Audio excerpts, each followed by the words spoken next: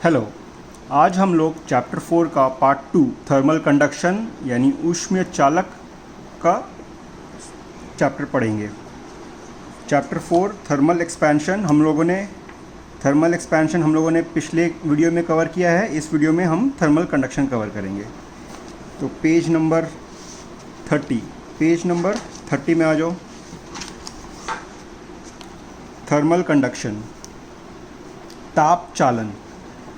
तुम लोगों ने बहुत बार देखा होगा, जब एक बर्तन में पानी को उबालते हो तो गैस तो नीचे की तरफ ऑन रहता है, लेकिन बर्तन का ऊपर वाला हिस्सा भी गर्म हो जाता है।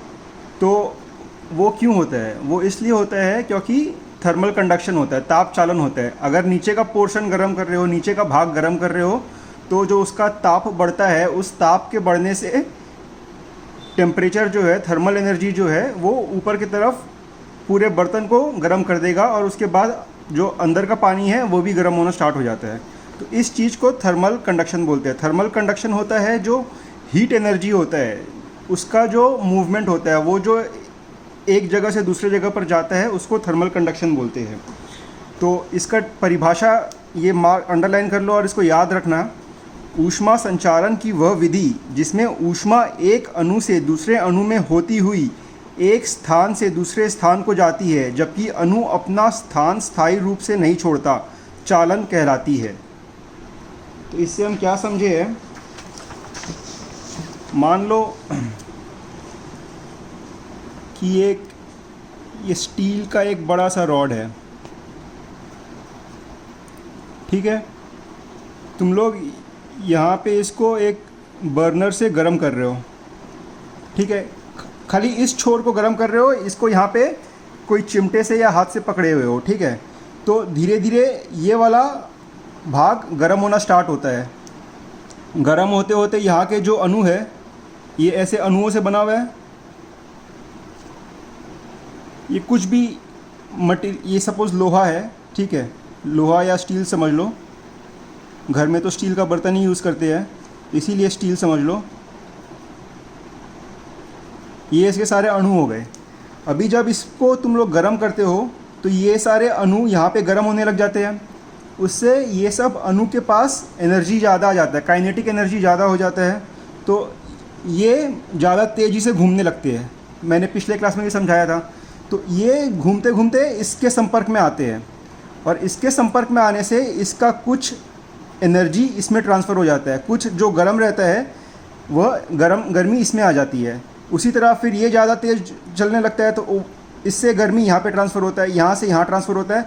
इसी प्रकार पूरा एनर्जी यहाँ से यहाँ तक ट्रांसफ़र हो जाता है। इसीलिए अगर तुम हाथ से पकड़े रहोगे तो तुमको यहाँ पर भी गर्म फील होना स्टार्ट हो जाता है थोड़ी देर के बाद। तो यहाँ पे गर्म करने से यहाँ का तापमान बढ़ गया, यहाँ का टेम्परेचर बढ़ गया। इस चीज़ को कहते हैं थर्मल कंडक्शन से टेम्परेचर यहाँ से यहाँ बढ़ गया। टेम्परेचर का मूवमेंट हुआ, ऐसा थर्मल एनर्जी का ऐसा मूवमेंट हुआ। इस चीज़ को थर्मल कंडक्शन बोलते हैं। वही ऊष्मीय ताप चालन है जो थर्मल कंडक्शन का हमने परिभाषा पढ़ा, ठीक है।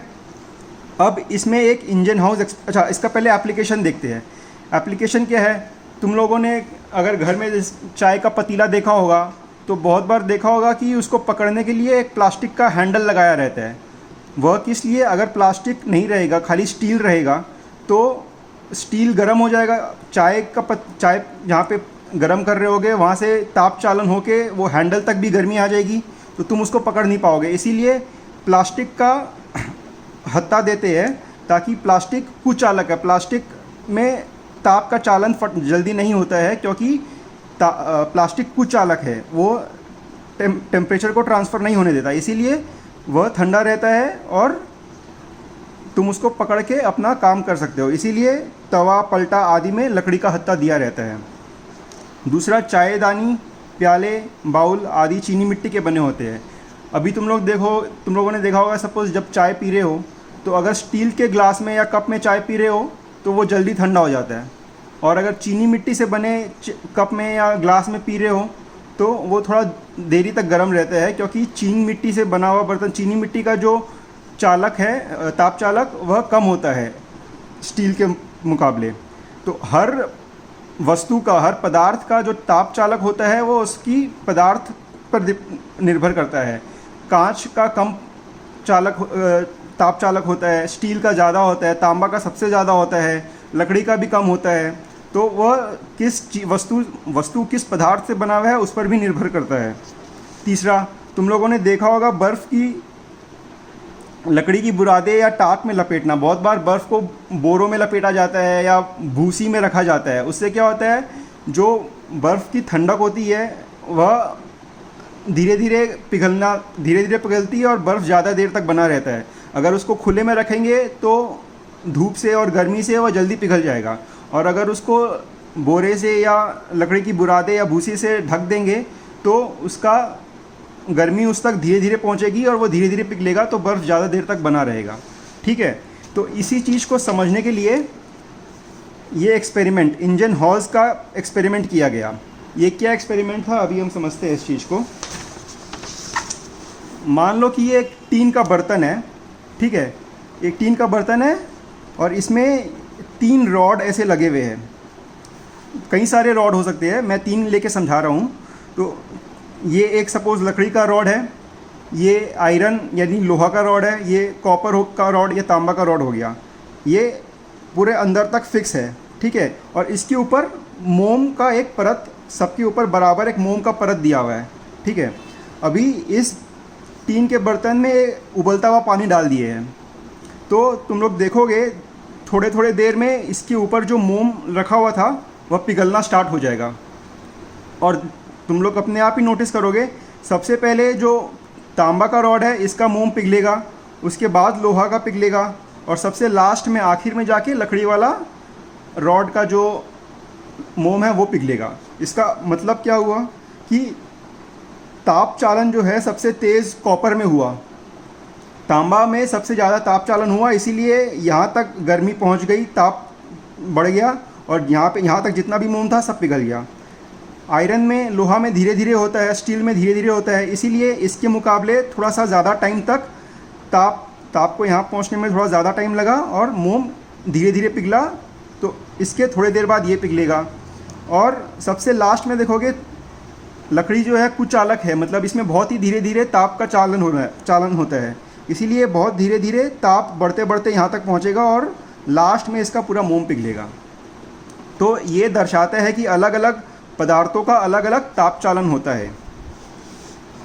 तो ताप चालन को कैसे समझा जाए, मान लो कि ये एक ऑब्जेक्ट है जिसमें ये वाला जो फेस है ये गर्म है, हॉट, और इसका टेम्परेचर T1 है, और ये वाला कोल्ड है, इसका टेम्परेचर T2 है। तो जहाँ पे गर्मी ज़्यादा है वहाँ से तापमान ज़्यादा है, वहाँ से हीट एनर्जी ठंडे की तरफ जाएगा। तो धीरे धीरे धीरे तुम लोग देखोगे ये गर्म होना स्टार्ट हो जाएगा और ये थोड़ा सा जितना पहले गर्म था उससे कम गर्म, उससे थोड़ा ठंडा हो जाएगा, क्योंकि इसका थोड़ा सा तापमान यहाँ चला जाएगा। तो ये जो इसका ताप चालन है Q दर्शाता है कि कितना ताप चालन हुआ है। तो Q is directly proportional to, ये एरिया जितना ज़्यादा होगा उतना स्पीड से टेम्परेचर जाएगा। ये एरिया को A बोलते हैं। इसका जो क्रॉस सेक्शनल एरिया है, ये वाला एरिया हो गया, जिस डायरेक्शन में हीट जा रहा है उसके परपेंडिकुलर वाला एरिया, ये एरिया हो गया। ठीक है, तो इस फेस का जो एरिया है वो A है। तो जितना ज़्यादा एरिया होगा उतना ज़्यादा थर्मल कंडक्शन होगा, जितना ज़्यादा टेम्परेचर होगा, टेम्परेचर डिफरेंस, ये क्या है T1 माइनस T2, अर्थात इसका टेम्परेचर और इसका टेम्परेचर में कितना डिफरेंस है। अगर बहुत ज़्यादा डिफरेंस होगा तो ताप चालन उतना ही ज़्यादा होगा, इसीलिए डायरेक्टली प्रोपोर्शनल है। ठीक है, और नीचे D, ये लेंथ है D। ठीक है, तो जितना दूरी होगा ये दोनों के बीच में उसके इन्वर्सली प्रोपोर्शनल होगा, जितना दूरी होगा उतना कम ताप चालन होगा। तो यह फॉर्मूला होता है, इसको हम लोग लिखते हैं KA T1 minus T2 by D। इसको याद रखना, K जो है इसी को हम लोग बोलते हैं ऊष्मा चालकता। ठीक है, ये कांस्टेंट है, डायरेक्टली ये प्रोपोर्शनल का हटा के इक्वल टू K आ जाता है, इसको ऊष्मा चालकता बोलते हैं। तो Q इक्वल्स टू K ऊष्मा चालकता into area of cross section into T1 minus T2 जो टेम्परेचर डिफरेंस है दोनों सरफेस के बीच में, डिवाइड बाई डी। डी क्या है, ये जो डिस्टेंस है वह डी है। ठीक है, तो इस चीज़ को याद रखना, बुक में भी है, अभी बुक में देखते हैं।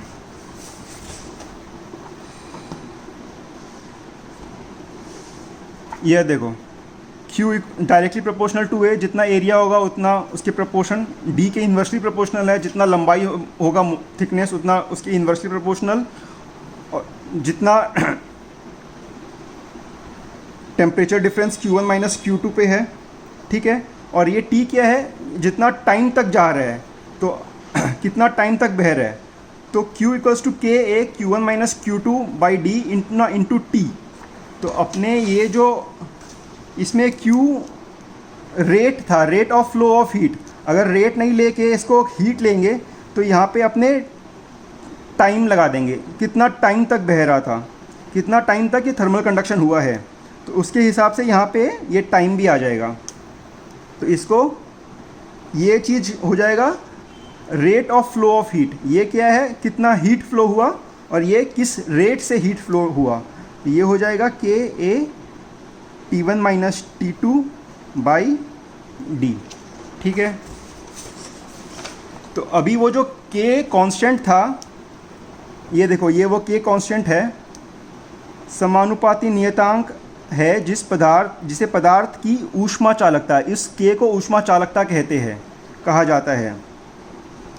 तो यहाँ पे देखो इस टेबल में हर पदार्थ का ऊष्मा चालकता दिया हुआ है, हीरा का, तांबा का, सीसा का, पीतल का, कांच का, पारा, बर्फ, इस्पात, चांदी आदि आदि, हर एक का अलग अलग होता है, वह उसके पदार्थ के क्वालिटी पर निर्भर करता है।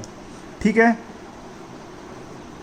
और के का डेफिनेशन अगर जो जानना हो तो इसको याद रखना, इसको लिख लो, किसी पदार्थ की ऊष्मा चालकता संख्यात्मक रूप में ऊष्मा का वह परिमाण है जो स्थायी अवस्था में उस पदार्थ के एक वर्ग मीटर मतलब 1 मीटर स्क्वायर क्षेत्रफल तथा 1 मीटर लंबी छड़ से प्रति सेकंड प्रवाहित होती है।